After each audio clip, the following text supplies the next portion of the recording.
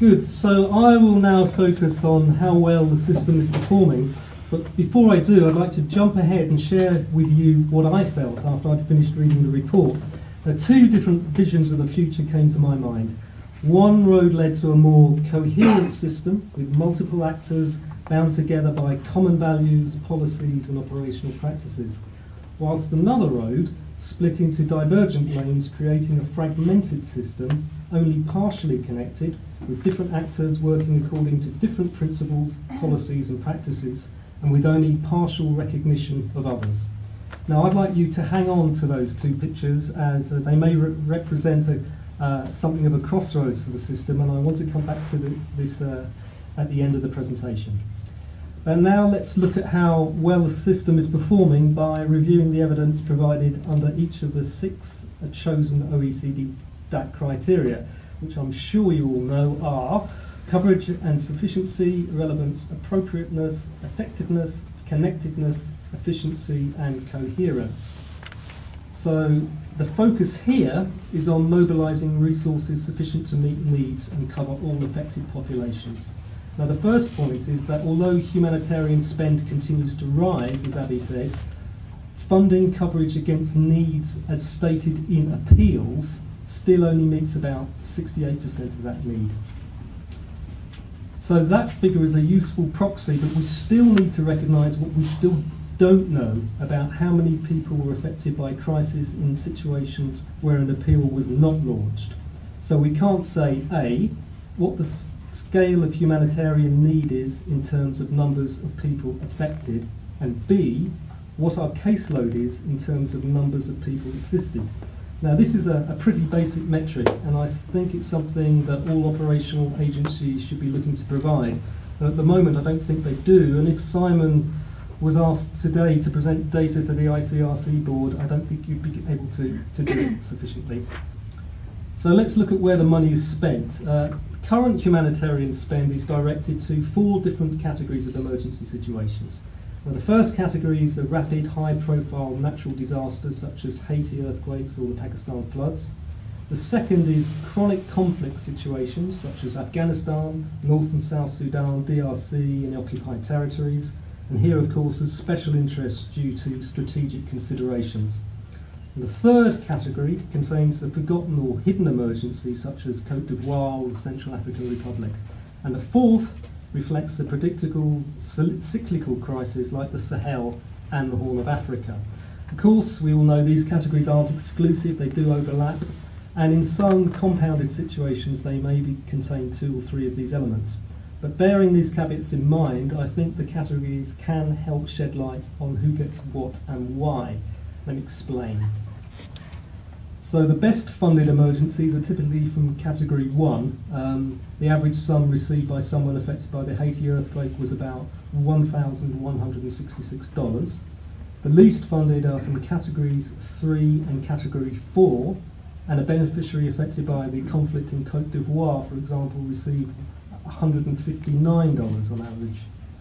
The category 2, chronic ongoing conflict, will not attract as much funding as one-off high-profile emergencies, but it is the most consistently funded category. Now, I think we all know why these inequalities exist. As Abby noted, clearly the most effective driver for fundraising is media spotlight, as demonstrated by the significant giving of private donors after Haiti. But long-standing conflicts still represent the bread and butter of humanitarian action, and are still funded by traditional DAC donors and implemented by the main 5 big federations that Abby mentioned, as well as the Red Cross movement, who both fill in for lack of state capacity. So on one level, I guess this represents a sustained investments by governments to implementing agencies that have established a long-term presence in the area. And this is good. But the level of support is nevertheless skewed away from countries like Central African Republic with low geopolitical significance. So the overall picture here, I think, is of a system not growing fast enough to keep pace with rising needs, with ongoing issues around the disbursement of funds according to genuine humanitarian need.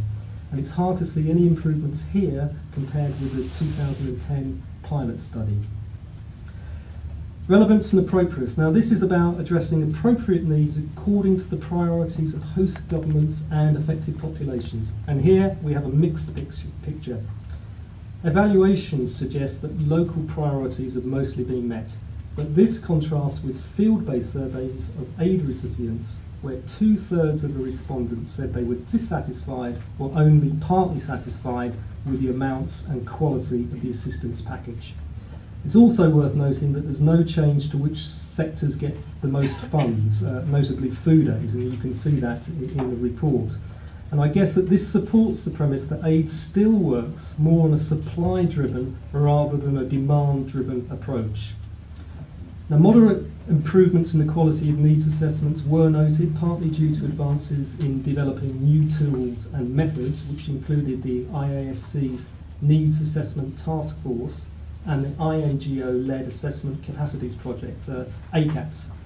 In addition, there are good examples of participatory approaches and the inclusion of joint teams. But I think this good news is tempered by the fact that old problems are still ingrained, such as lack of disaggregated data on age and gender, not enough comparability between assessment findings, and a lack of linkages between assessments and the prioritisation of resources.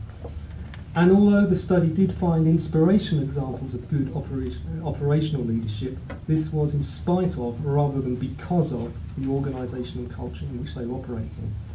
Now we know that OCHA is addressing this issue through the transformative agenda, which has agreed a range of actions to improve leadership. And many of those interviewed were positive about this and saw the discussion as being re-energised.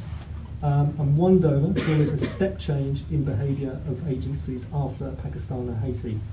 Others, however, remain sceptical that enough progress was being made after Haiti and Pakistan, which would both seem to have been defined by poor leadership. I think it's worth reminding ourselves that in other sectors there are two models of leadership. There's the command and control model, used by the emergency services, for example, or a collective system of accountability which relies on the creation of relationships built up over a period of time, such as in the university. And the problem for the humanitarian system is that it's hard to find or to adopt either model fully, as the structure of our system doesn't suit command and control, and we usually don't have enough time to create long-term relationships.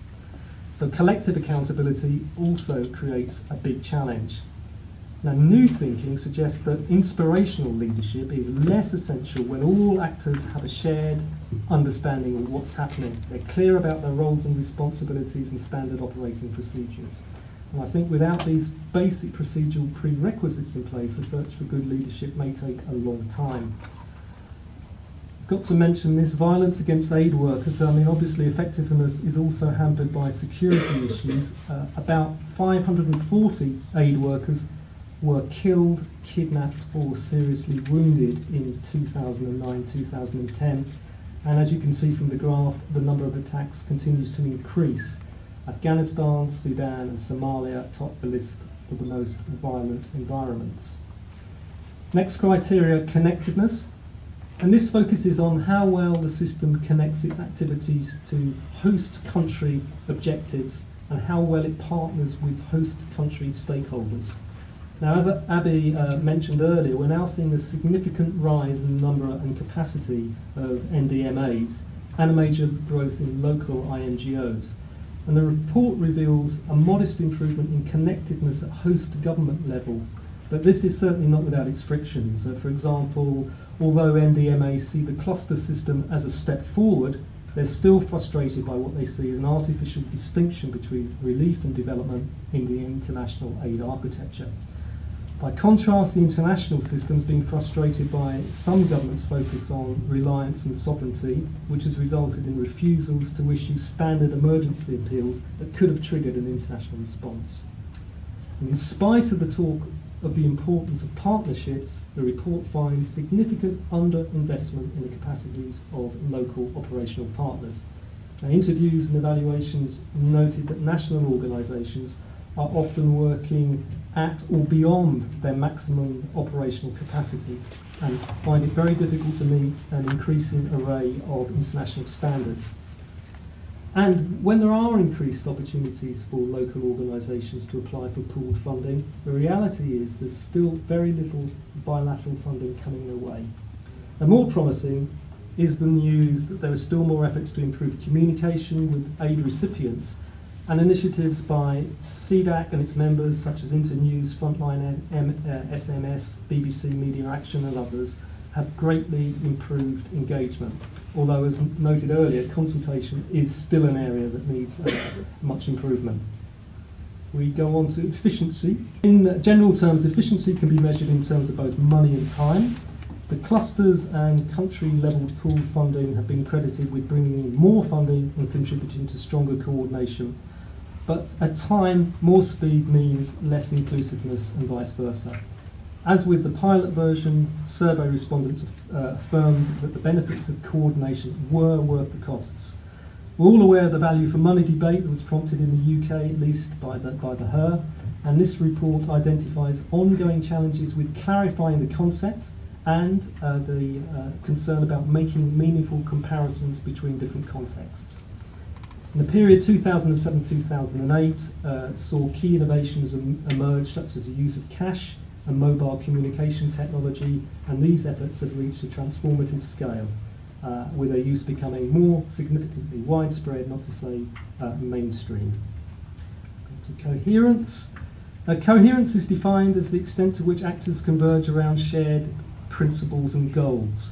And for me, this is perhaps the most telling section in the report, as it reflects a growing system with an increasing array of policies, increased numbers and diversity of actors with different principles and different ways of working.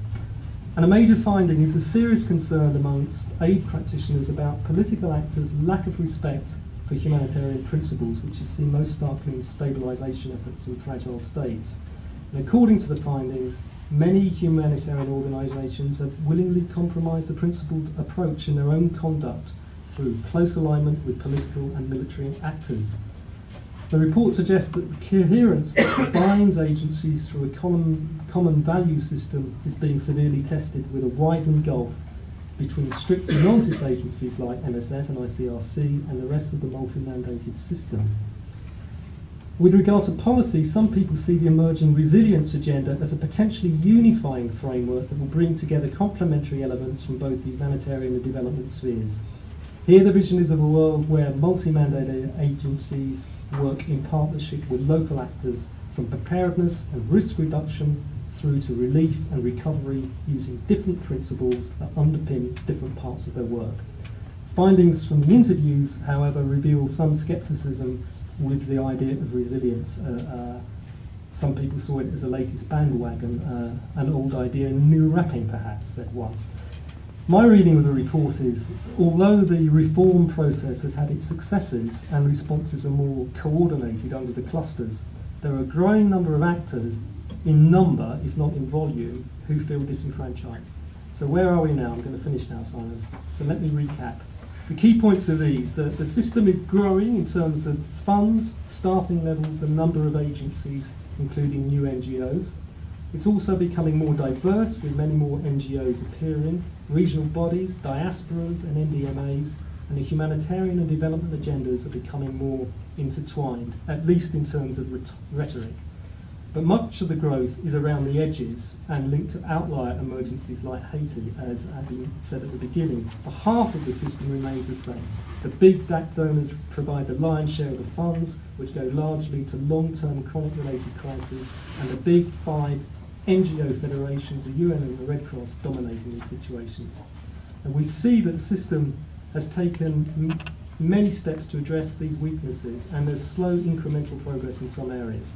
The clusters and the SURF have come of age, and the core of the system is better coordinated, but a lot of the agencies around the periphery are not. Step changes are also occurring as cash-based responses and innovations related to technology, such as the use of mobile phones. But there's still deep inertia in many areas. While the system is growing, there's still a lack of overall resources to meet perceived need. Moreover, funding decisions are still not made on the basis of humanitarian need alone. Still a lack of investment in capacity building, preparedness and DRR, and a lot of work to do with building, understanding and trust between regional groupings and international system. And now I want to come back to the crossroads and my two opposing visions that I mentioned at the start. Do these findings that I've just outlined now suggest that our efforts to harmonise are beginning to pay off? Are we heading towards a more coherent system run by multiple actors, sure of their interlocking roles and comfortable with their guiding principles? Or do the challenges of coherence represent a step too far? And will we see A, a gradual separation from MDMAs in middle-income countries and the rest of the system, B, a separation from multi-mandated agencies and those that see themselves as carrying the torch as long as they do not, and C, a final separation between the humanitarian and development communities? Coherence or fragmentation? That's a question I'll leave you with. Thank you for listening.